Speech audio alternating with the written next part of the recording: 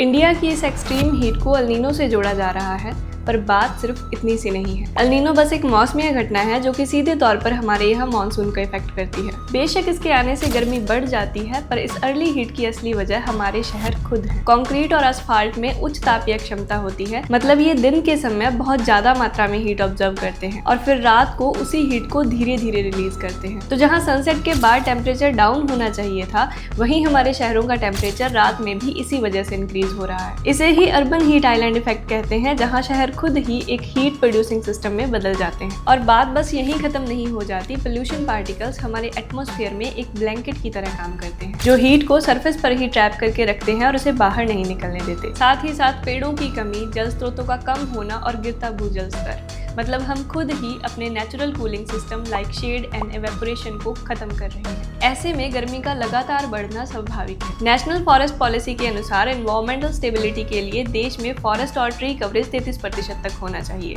लेकिन हम अब तक मुश्किल से 24% तक ही पहुंच पाए हैं। इतना ही नहीं, हमारे शहर बहुत तेजी से बढ़ रहे हैं, जिसकी वजह से नेचुरल लैंडस्केप्स की जगह अब हीट रिटेनिंग सर्फेसेस ले रहे हैं। तो ये कोई मौसमी घटना नहीं है। एल-नीनो एक रोल प्ले कर सकता है, पर ये गर्मी हमारी अपनी गलतियों का नतीजा है।